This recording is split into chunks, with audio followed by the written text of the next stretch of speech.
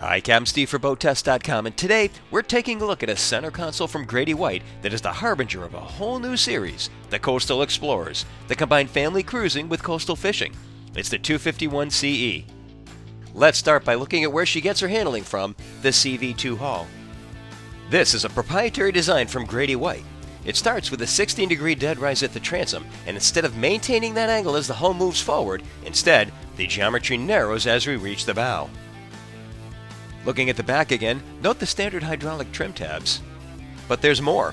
She also has a heavy flare to knock down spray, and these wide chines give her the stability at rest while helping her carve through the turns. Plus, this should also aid in tracking. So let's get wet and see for ourselves. First, the numbers. This Grady-White 251 Coastal Explorer has a length overall of 24 feet 7 inches, a beam of 8.6, and a draft of 14 inches. With an empty weight of 3,550 pounds, full fuel, and 2 people, we had an estimated test weight of 5,013 pounds. With a single Yamaha F300 powering our test boat, we reached a top speed of 49.2 miles per hour at 5,700 RPM. At that speed, we were burning 26.9 gallons per hour for a range of 128 miles. Best economy came in at 3,000 RPM and 19.9 miles per hour.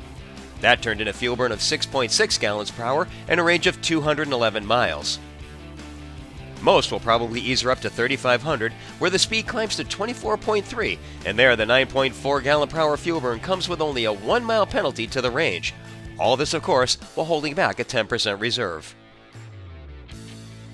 We reached planing speed in 2.5 seconds, hit 20 in 5.1 seconds, and cruised through 30 miles per hour in 7.8 seconds.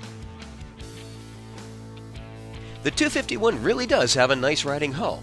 While we didn't have any noteworthy sea conditions, we did do our share of experimenting with self-generated waves and found several things that are worth sharing.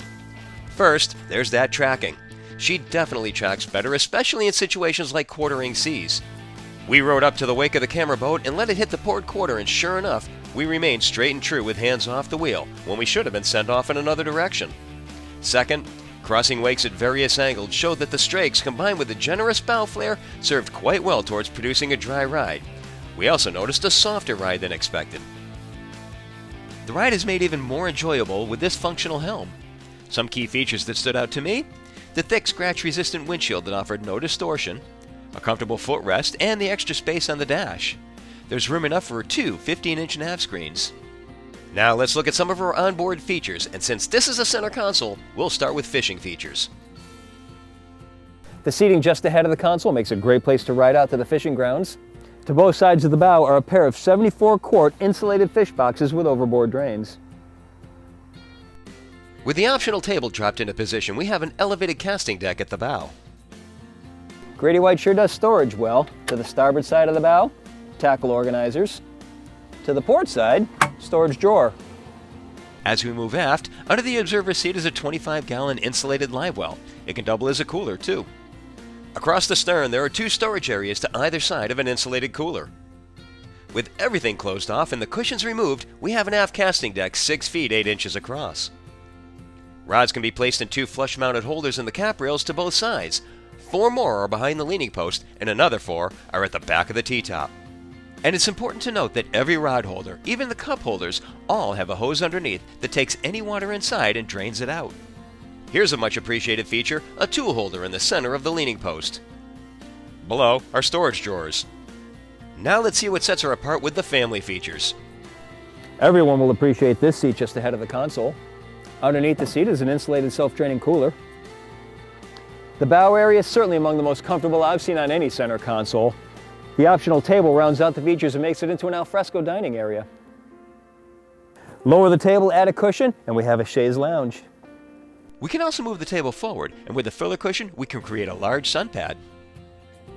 Now both side seats will also flip up into chaise lounges, but I'd like to see them be able to go into multiple positions. At the bow, stainless steel 4-step B-tree boarding ladder, and notice the grab handle on the side. And underneath is dedicated storage for the anchor locker.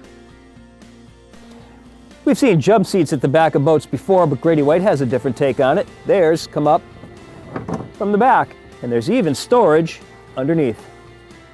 Right alongside, there's a convenient freshwater shower.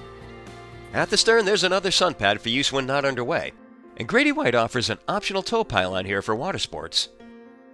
Behind the port seat is a stern reboarding ladder. Of course, the features on any family-friendly boat would not be complete without a standard porta potty.